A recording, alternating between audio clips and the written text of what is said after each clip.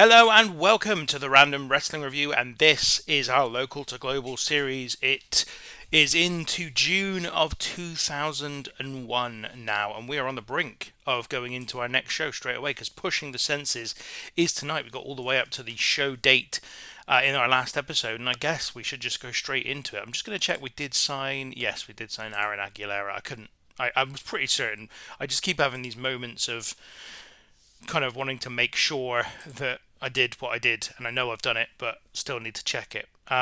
Anyway, we go straight into the show today, Pushing the Senses, and this one's a pretty packed show. So it begins with an angle, which is going to see Bruce Hart and Ace Steel again, reaffirming.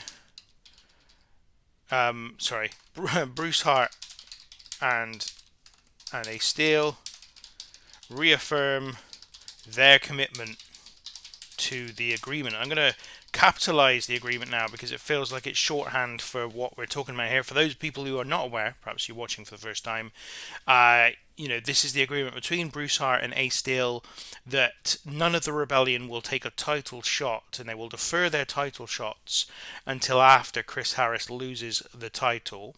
Although with some extra elements, extra confidential elements, we'll call it, because I couldn't. Private elements. Can I do that?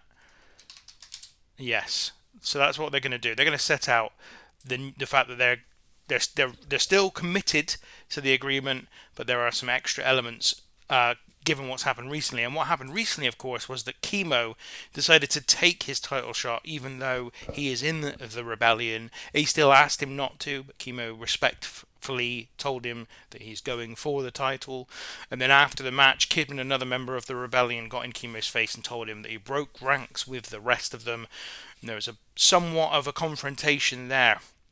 Now let me go to what I'm talking about here, the ranking system. Again, for people perhaps who are joining for the first time, these are our current rankings as they stand. We've got Chris Harris, the champion, sitting atop the rankings as is customary. Then we've got Ace Steel and Barry Buchanan, both with an asterisk, and that is the asterisk that represents that they are in the rebellion and are deferring their title shots until Chris Harris loses the title. The same goes for Billy Kidman, who's down here in 7th, and Kimo, who just lost his title match against Chris Harris, goes down to 0 points, as is the way these rankings work. And effectively they work by each match gets you a point if you win.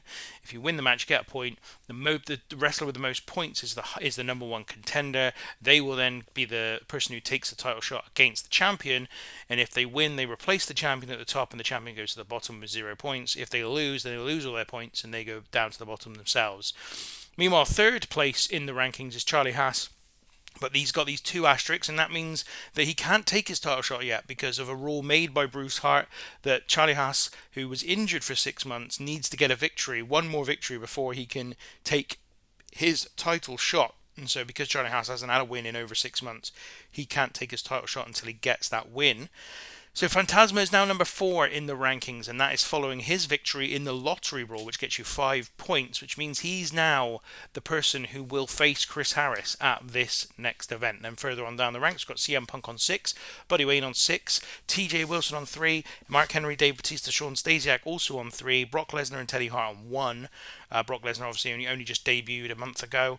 One Man Gang, Rex King, Kimo, and CW Anderson on 0. One Man Gang yet to have a match, having returned to the company just recently.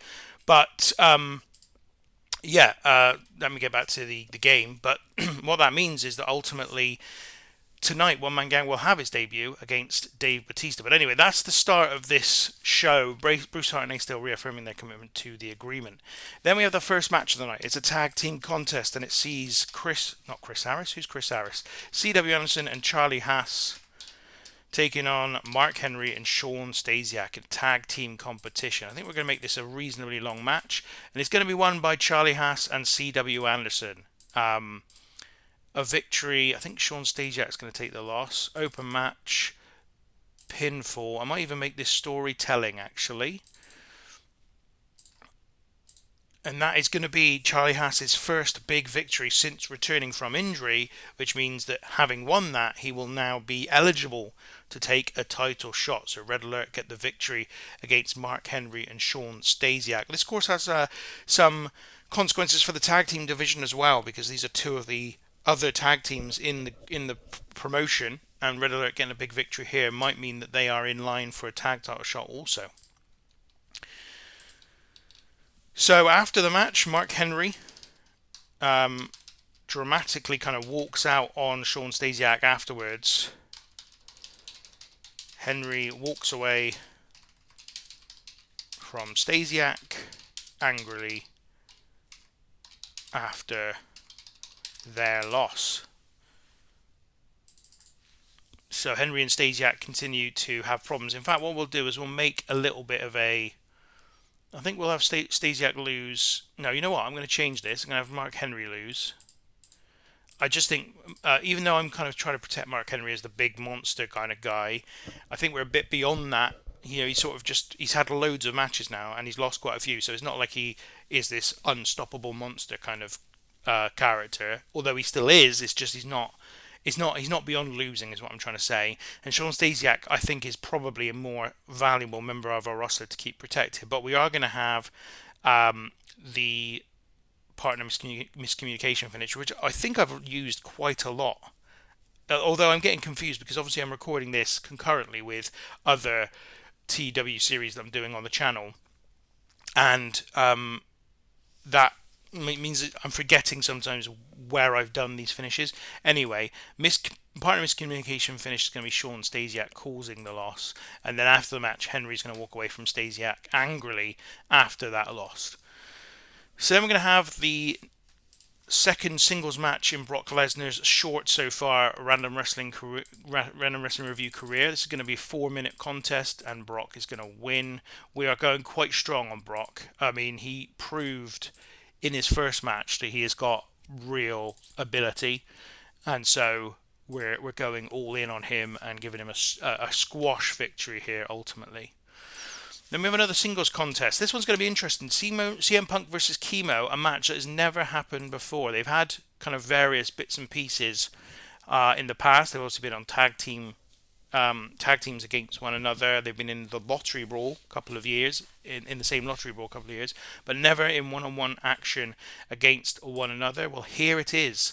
And I think we'll make this another reasonably good long contest, 13 minutes. Long in our company, of course, is only 15 minutes really, is about the limit for what our fans will accept. And Punk's going to win this with yet more intra kind of alliance problems, because it's going to be a botched interference finish with Kimo suffering as a consequence of Billy Kidman attempting to come in and help Kimo against Punk, but Kidman accidentally costs Kimo the match. And Kimo gets the victory. I wonder if Kimo will be angry with this. Yes, he's furious. I mean, Kimo just doesn't want to lose at the moment, and that's because we have had him lose a fair bit. I'd be surprised if even keeping him strong and protecting him gives us what we want here. Because when they're furious... Oh, no, Kimo's happy to take that loss. So Punk's going to beat Kimo in this way with Billy Kidman kind of helping him accidentally. Then we're going to do an angle after the match, which is Billy Kidman... goes to attack CM Punk after the match. So angry at the mistake he made, he then kind of goes after Punk and starts to kick him. Kimo, though, confronts Billy Kidman, kind of asking what the hell happened. Just before they fight, Buddy Wayne comes to the ring and attacks Kidman. Kimo walks away, and this is all a bit of a madness. So effectively, post-match, Kidman attacks Punk, Kimo confronts Kidman, Buddy Wayne attacks Kidman. So that's really what happens here. Effectively, this was a way for us to kind of keep the Kimo and Kidman, fractious relationship going without them actually coming to blows, and Buddy Wayne running in basically to save Punk from potential 2-on-1 beating at the hands of Kimo and Kidman, but also to kind of just go after Kidman, who was attacking Punk. And obviously And obviously Buddy Wayne hates Kidman as well because they've been in a feud for a long time, and Buddy Wayne was his mentor, and Kidman turned against him to join the rebellion in the first place. So then we have the Dave Batista versus One Man Gang match. One Man Gang's return to the company. We're going to make this 12 minutes. We're going to have One Man Gang win. It's going to be open match, pinfall finish, and once again, Kidman's going to get involved. So this is the second match in a row he's got involved, and this time Billy Kidman comes in and interferes against Dave Batista. Yeah, that's what's going to happen here. And this is what I was talking about earlier on with see, so Kidman, so One Man Gang is struggling with this. Wonder if we make this the storytelling match, will that make any difference? No. So we'll not do that. This is a bit of an issue with One Man Gang, I suppose, is he's going to struggle to go this length of time. Can he go 10 minutes? He can't even go 10 minutes. That's really tricky. 9 minutes? Oh no, Kidman's just got One Man Gang's just got no stamina at all. Right, I'm going to leave it at 10 minutes. If he can't do 9 minutes, then we may as well just do 10 minutes anyway. But One Man Gang's going to get the win with Kidman running in and making the interference. I'm tempted to move this up actually, so that there's a little bit of a gap between all the stuff that happens with Kidman here and then Kidman interfering in this match. But earlier on I was talking about the fact that the agreement continues, but with some extra private elements. What I meant was elements that will stay confidential ultimately, and presumably this is one of them, is that Kidman and or the Rebellion will help the goals of Hart Incorporated, which are of course the other stable in the company, which are Bruce Hart, Chris Harris, and of course we need to add One Man Gang to this now because he's joined that group.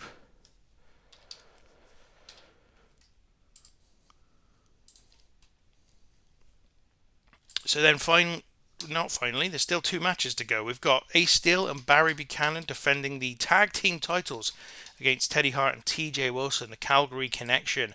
Big opportunity for the Calgary Connection here. They've obviously won the triple threat match a couple of shows ago to put themselves in this place. Make it 11 minutes. But Ace Steel and Barry Buchanan are going to come through with the win here. TJ Wilson take the fall. And a pinfall finish. In fact, we were going to make it a tainted win as well for Steele and Buchanan, overcoming the Calgary Connection in this one in a Northwest Tag Team title match. So Steele and Buchanan set to retain the belts. And then one more match to finish us off here. And it is, of course, for the Northwest title. It is Chris Harris against Fantasma. Fantasma, who's come in and done pretty well out of us so far. I'm going to make this 13 minutes, and it's going to be a victory for Chris Harris. He is not going to lose the title to Fantasma.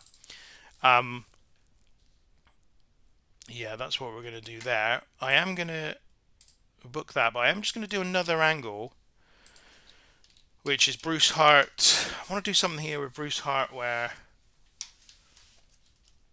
just trying to think now.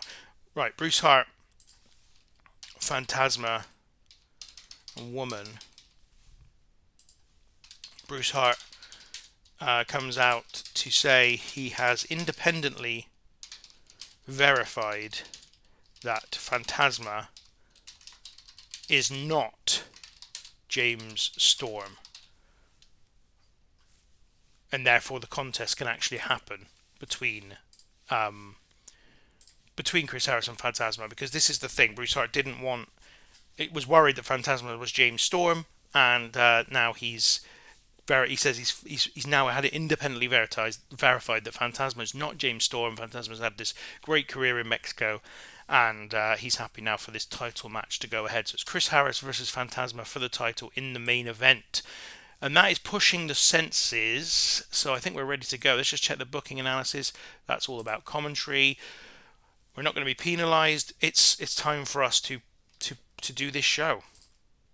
And in front of 184 people in Marshall Center, which I think is the best paid attendance we've had so far. Maybe not. I don't know. I'm getting confused about where we are. But basically, it starts off with Bruce Hart and Ace Steel coming out in front of the crowd, and they reaffirm their commitment to the agreement. Obviously, Bruce Hart says that there's been a few issues just as of late with Kimo taking his title shot, but Ace Steel has guaranteed him that no member of the rebellion will break the agreement again. And he says, seeing as Kimo lost and Chris Harris is still champion, and that it will take Kimo some time to become a number one contender once more, that he's happy to kind of re-enter this agreement where basically Ace Steel, Barry Buchanan and Billy Kidman agree not to take a title shot whilst Chris Harris is champion. They're going to defer their title shot. Then whoever is the number one contender after Chris Harris loses the belt will get an instant chance to challenge whoever the champion is, and that includes basically going straight in like a Money in the Bank situation and facing them immediately after the title changes hands. They then also say that there are a few extra elements to the agreement just to rebalance and make for the rebellion to make up for the issue with Kimo, but other than that everything is good. So segment rating here of 34 as this angle gets us kicked off.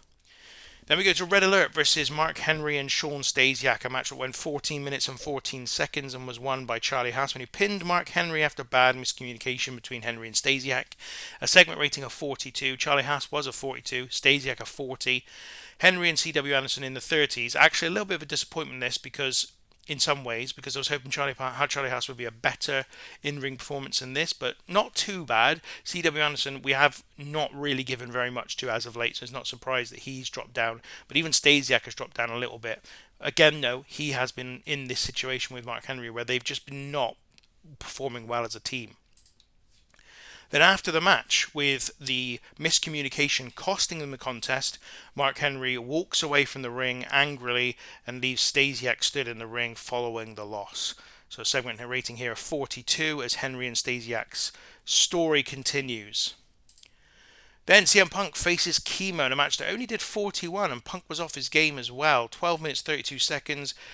Punk wins with the Shining Wizard following botched interference by Billy Kidman. So Kidman tried to get himself involved in this one, and it did not pay off. So Punk gets the win, and Kimo obviously angry with Billy Kidman. I'm not entirely happy with this rating. I thought it would be higher, but there we go.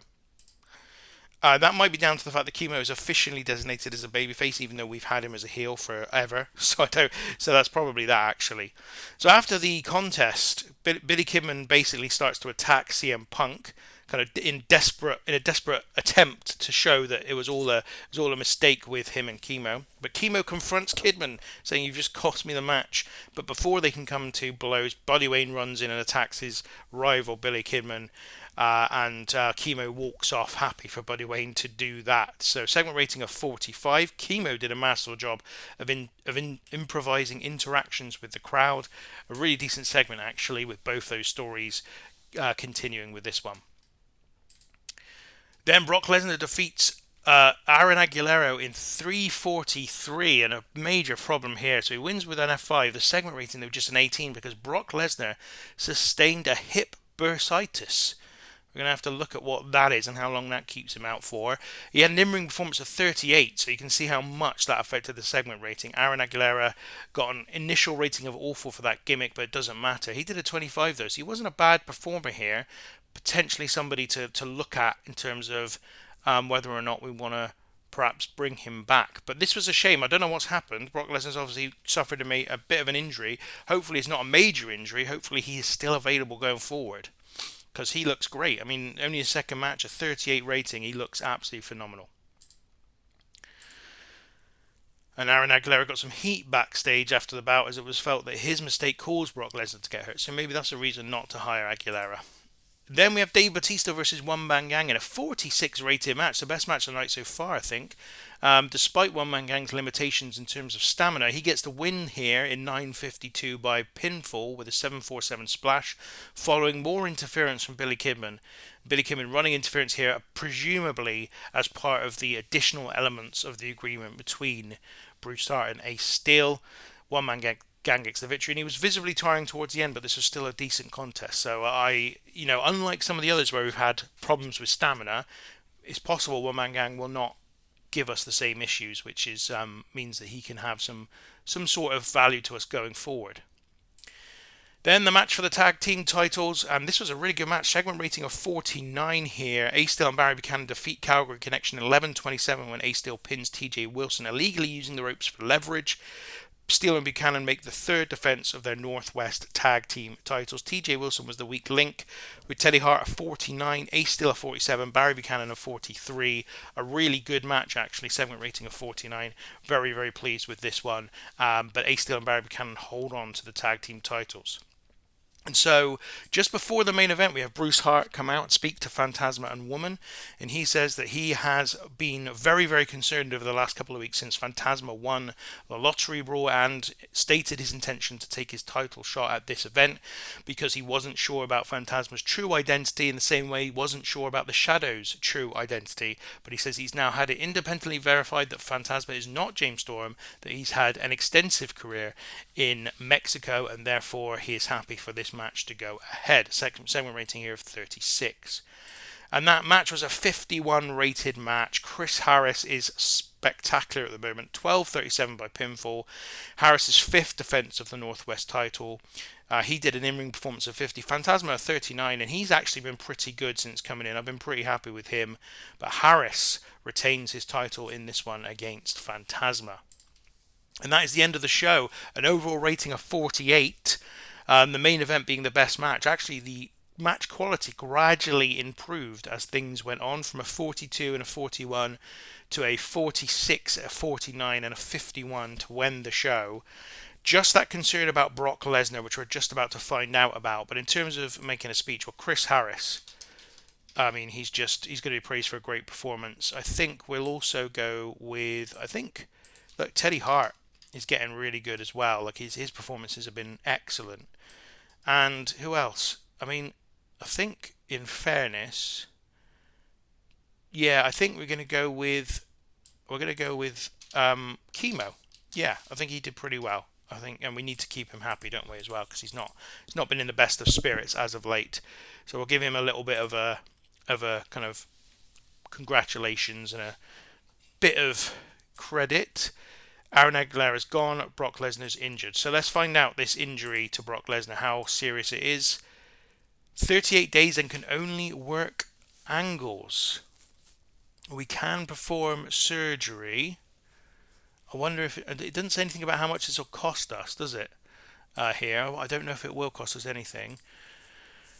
We might need to make a decision about this and go with it and just give him surgery, because I'd like him to get over this quicker. I do have him penciled in to wrestle at the next show. I mean, it's not a hugely significant role that he will play, but he is planned in. I think we're going to go. It's very low risk.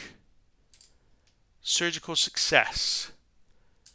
And his 10 days is going to be out, so he will be back before the next show. So that was worth it. That was very worth taking that small risk to get him back. We're going to give Kimo another week off because he's angry, and I'm desperately trying to keep him as happy as I possibly can. Just a week, because that's all we can do, given that he's going to be needing to wrestle at the next show.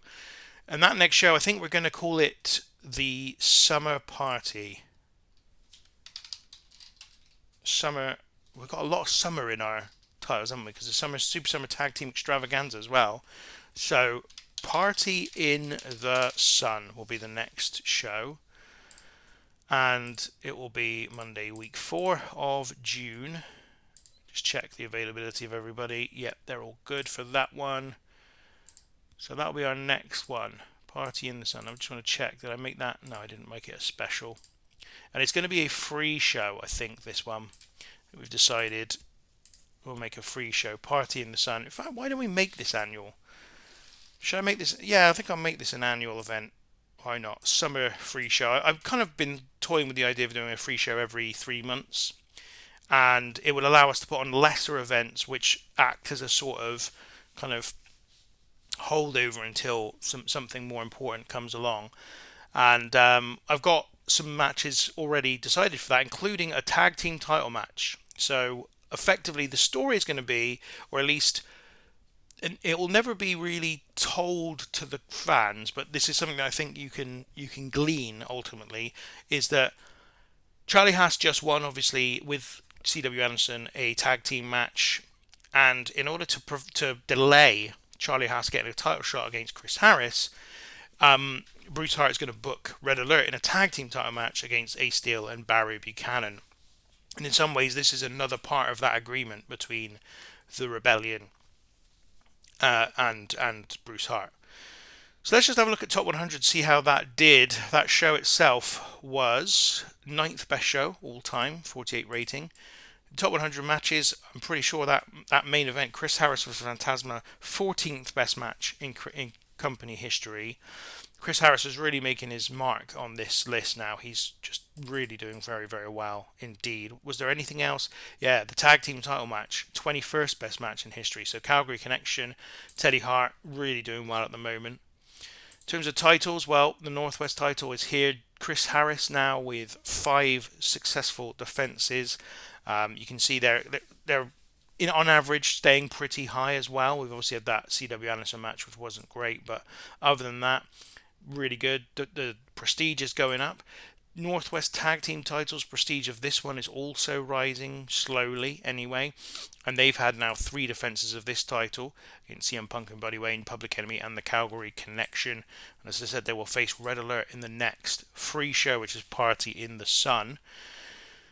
I think that's all we need to look at, really. I don't think there's anything particularly important in the news, so we're going to move on. No, we're not going to move on. Before we move on, we're going to sign somebody new. And I already know exactly who it's going to be because I had a look at this between episodes before. It's going to be Thrasher. He's going to be one of them. Hang on, before we do that, I just want to check. He works for ROH. I just want to make sure that he is available on the dates that we need him to be available for. Where's our show? Where's our show? So he's not working Monday week 4 or Monday week 2. So that's the main thing for us. So Thrasher's coming in, and we're also going to sign Chaz Warrington. So effectively, Mosh and Thrasher are coming into the company. Neither are particularly expensive, but neither are particularly old either. And not only that, but their team name, the Headbangers, already exists in the game, which is really important because it means I can use it. So they're going to come in as the Headbangers, but I'm going to call them Chaz Warrington and Glenn Ruth, which is I think their real names. Certainly, Glenn Ruth appeared in WWE as a jobber before he was Thrasher as Glenn Ruth. So we're going to call them Chaz Warrington and Glenn Ruth as in terms of the individuals, but they are going to be the Headbangers as a tag team. So that's all done. So now we can move forward to the next player-controlled show. And this just gives me a moment to thank you for watching today and ask you that if you've enjoyed the episode, please give us a like. And if you want to continue to follow along and you haven't yet done so, please also press the subscribe button because those things really help. And also any comments you've got about the series, any of the recent developments, anybody who's kind of going through the series like later on and is sort of binge watching the series, that is also really interesting to hear about. I've been really really engaged by some of the comments and thoughts that people are providing on the series, and it's great also hearing people's thoughts on stuff that I've in my mind left behind somewhat in the past, and then they commented on a video from a previous event, and I've gone, oh yeah, remember that, and that was really fun and really interesting to hear the perspective on those things, even though, as I said, my mind has kind of left them in the past. They kind of just bring them back up for me and remind me that this series has been going for such a long time and has been really fulfilling creatively for me. Just really fun to play it all out and work out the solutions to the problems we've almost put ourselves in because of the ranking system, and because of the fact that I've taken a new approach to this series, which I'm going to use much more in the future, which is just to do stuff without even thinking about what the conclusion to it is, and then respond accordingly. And you can see here we've got a pay rise request from Chris Harris. I think that's fair enough, to be honest. We're going to give him 75% pay rise. He's our champion. He's performing really well, so he gets that. Kimo returns from his holiday, of course. Anything important here? I don't think we need to worry too much. I mean, we'll have a look at Monday Nitro. Scott Hall defeated Randy Savage and Ricky Morton in a triple threat main event match of that one.